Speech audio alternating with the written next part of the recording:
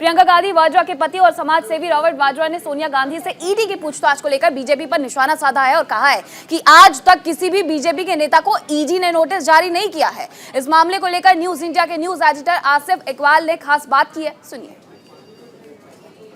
आज हम आपको जिस शख्सियत से मिलाने जा रहे हैं वो रॉबर्ट वाड्रा है। प्रमुख उद्योगपति हैं, सोनिया गांधी के दामाद हैं, प्रियंका गांधी के हस्बैंड हैं। हम आज उनसे बात करने वाले हैं। रॉबर्ट साहब, आप जिस तरीके से आपने तमाम चीज़ें, कई बार हम लोगों से बातचीत हुई है, लेकिन जिस तरीके से कल सोनिया जी को भी ईडी ने बुलाया और आपने ये डाउट पहले भी हम लोग के सामने जाहिर किया था कि राहुल जी के बाद अब अगली बारी उनकी सोनिया जी की है, क्यों आखिर ऐसा लग रहा है, क्या करना चाहते हैं? मैंने जैसे बताया है कि इस गवर्नमेंट में खाली गांधी परिवार से तकलीफ़ है या मतलब कि डर है या और वो जितनी भी एजेंसीज़ हैं उनको एक टूल जैसे इस्तेमाल करते हैं कि वो उनको लगता है कि किसी को भी इंटरोगेशन कराने से उनकी जो रेप्यूटेशन है या जो लोग उनके बारे में सोचते हैं उसमें प्रॉब्लम आएगी या गलत तरीके से देखेंगे। पर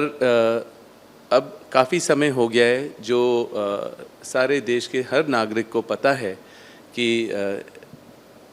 एजेंसियों का गलत इस्तेमाल किया जा रहा है और स्पेशली बीजेपी के वजह से एक टूल जैसे इस्तेमाल करने, कभी इलेक्शन पर्पस से, जहाँ भी स्टेट में इलेक्शन होता है तो वहाँ एजेंसियाँ पहले पहुँचती हैं, जो भी उम्मीदवार होता है उनके घर, उनके परिवार को कोई ना कोई पुराने केस में मतलब कि इन्वॉल्व कर देते हैं जहां उनकी फोकस वहां रहे। तो मैं ये कहूँगा कि देखिए, मेरे परिवार में कोई ऐसी चीज़ नहीं है जो गलत हुआ है या मतलब जो भी ये मामला है ये सारे सुप्रीम कोर्ट में ऑलरेडी है। एक लीगल तरीके से उसके जवाब दिए जा सकते हैं। राहुल भी गए हैं, सोनिया जी को बुलाया है। मैं काफ़ी हैरान था और बहुत लोग हैरान हैं क्योंकि सोनिया जी एक स्टेट्समैन है, स्टेट्समैन पॉलिटिशियन है जो देश भर और दुनिया भर में उनका नाम है और रिस्पेक्ट है। मैं ये कह रहा हूँ कि मैं इनकार नहीं कर रहा हूँ कि किसी एजेंसी को कोई भी इशू है तो वो बात कर सकते हैं, बुला सकते हैं, पर मेरा ये कहना है कि उनकी एक उम्र है, उनकी सेहत के बारे में थोड़ा सोचना चाहिए। और कोई भी आप उनके घर में एक कमरा, एनफोर्समेंट डायरेक्टरेट की एजेंसी जो है, एक कमरा लेकर पूरा सेटअप करके उनको बुला सकते थे, बिल्कुल अलग, कोई इंटरफेरेंस नहीं। आप ये कह रहे हैं कि अगर ये करना ही था, जिस तरीके से उनके स्वास्थ्य की बात है, तो अब वो चाहते तो 10 जनपद में भी उनको एक रूम आप मिल सकता था और वहीं आप जितने भी इंट्रोग्रेट करने थे आपको वहाँ सवाल कर लेते हैं। बिल्कुल, एजेंसी को समझ है कि अगर राहुल जा सकते हैं, मैं जा सकता हूँ, तो सोनिया जी की एक उम्र है, एक उनकी सेहत है जिसमें कुछ 3 हफ्ते से ख़राब चल रही थी। सबको पता था कि राहुल जब भी उनको आधा घंटा ईडी उनको छोड़ते थे लंच के लिए, वो लंच नहीं खाते थे, वो सीधा अस्पताल जाते थे अपने माता जी से मिलने के लिए। तो मुझे लग रहा है कि इंटरोगेशन करिए, पर एक अगर उनके घर पे कोई भी कमरा लेकर पहले ही उनको दे दिया जाता और वो अपना सेटअप कर लेते तो कोई इतराज़ नहीं थी। आप कितनी बार गए, राहुल जी कितनी बार गए, और कल क्या मतलब आप जब आप गए होंगे मिलने के लिए तो सोनिया जी से आप मिले होंगे, उनकी तबीयत का हाल लिया होगा, अब कैसी तबीयत है जब कल की? देखिए, इस उम्र में अगर इस तरीके के प्रेशर बनते हैं, किसी भी पॉलिटिकल पार्टी को अपना वेंडेटा और वेंजेंस निकालना है कि अच्छा हम ज़रूर इनको यहाँ बुलाएंगे, तो मेरे ख्याल से थोड़ा इफेक्ट ज़रूर होता है। पर मुझे पता है कि सोनिया जी निडर हैं और राहुल भी उन्हीं की तरह है। और जब भी मैं भी गया मैंने संभाला, क्योंकि मेरे ख्याल से मेरे समय में 2018 में एंड में मुझे लग रहा है कि उस समय ईडी का इतना इंटेरोगेशंस या समन्स इतने नहीं होते थे, तो सब लोग काफ़ी सोच विचार किया, घबराए हुए थे कि कैसा रहेगा। पर जब मैंने 15 बार ही रहा, 10-10 घंटे रहा, बहुत सारे डॉक्यूमेंट दिए और मुझे यही लगा कि जो समय ये लोग इस्तेमाल करते हैं कि जब मुझे समन किया था तो उस टाइम जब यहाँ रेड की थी मेरे ऑफिस में, तो वो उस टाइम राजस्थान के इलेक्शन थे। जब 2019 में मार्च में बुलाए तब जनरल इलेक्शन थे और अभी सोनिया जी को जब बुलाया उससे पहले इन्होंने जीएसटी को बढ़ाया, लोग बहुत ही परेशान थे। तो उसको उनकी जो नाकामियां हैं, और मैं कह रहा था राहुल के बारे में भी उस टाइम निपुण शर्मा ने बहुत गलत बोला और प्रॉफिट के बारे में और माइनॉरिटीज़ और आंदोलन शुरू हुआ तो उस टाइम राहुल को भी बुलाया। तो जो इनकी नाकामियां हैं तो उसको छुपाने के लिए उनको लग रहा है कि खाली गांधी परिवार को बुलाओ, पूरा मीडिया, पूरा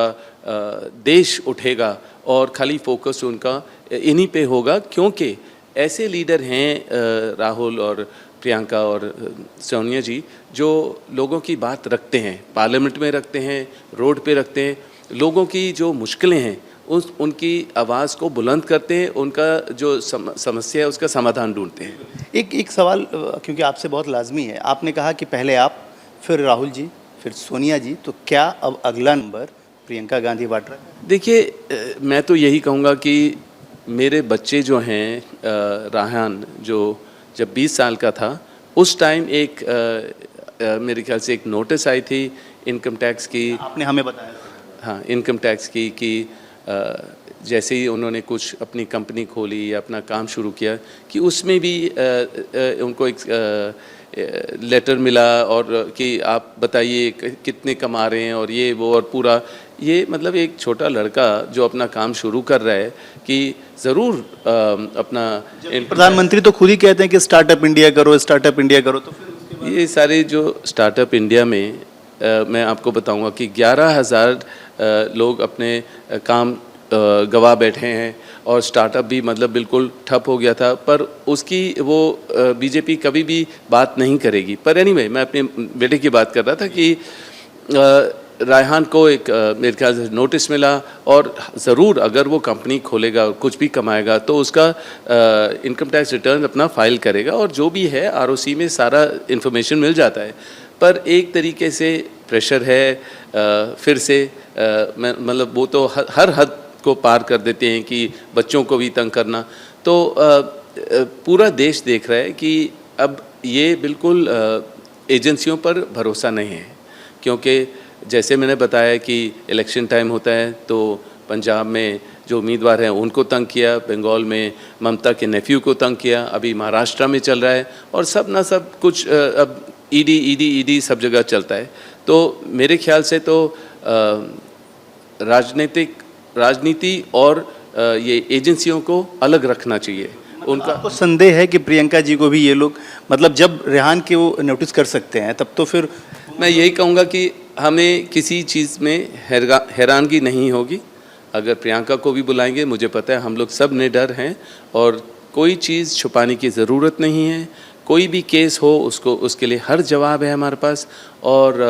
बिल्कुल निडर होकर हम वहाँ बैठेंगे और जितने घंटे बिठाएंगे हम बैठेंगे। और पर सोनिया जी की सेहत के लिए, सोनिया जी की उम्र के लिए, और सोनिया जी ने अपनी पूरी ज़िंदगी इस देश को दी है। उन्होंने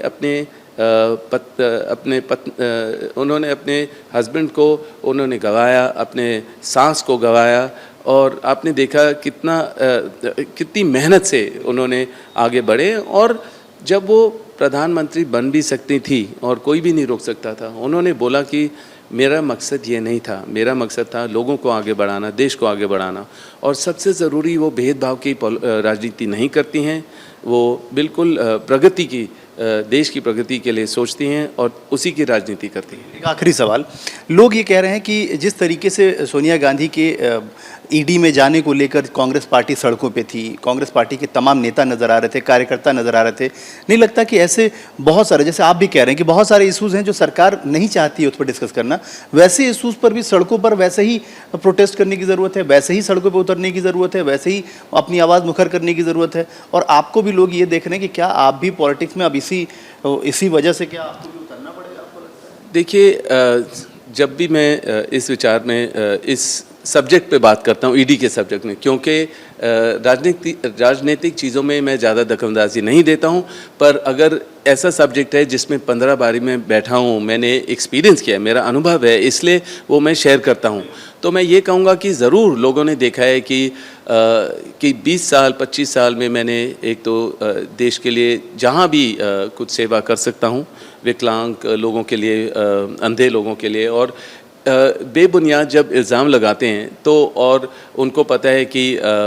इनको हमेशा कुछ ना कुछ मुद्दा बना के इस्तेमाल किया जाता है जब भी कोई इलेक्शन हो या कुछ भी है, तो लोगों को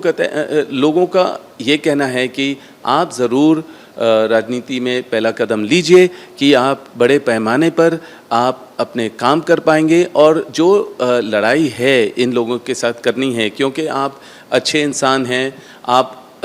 आपको गलत तरीके से दिखाया जाता है, तो आप पार्लियामेंट में हर चीज़ आप बात कर सकते हैं, लड़ाई कर सकते हैं, उसकी जिक्र कर सकते हैं, और पूरा देश सुनेगा आपको। तो ज़रूर ये है। और जैसे आंदोलन तो काफ़ी समय से है, जब से नुपुर शर्मा ने कुछ गलत बोला तो देश भर में आंदोलन था। अब जो राहुल के साथ और सोनिया जी के साथ हो रहा है वो गलत है, और वो देखकर पूरा देश उठ रहा है। खाली कांग्रेस के नेता या कार्यकर्ता नहीं हैं, और सारे लोग उठ रहे हैं और उनके साथ जुड़ रहे हैं। पर सबसे ज़रूरी एक चीज़ है कि किस बीजेपी मंत्री को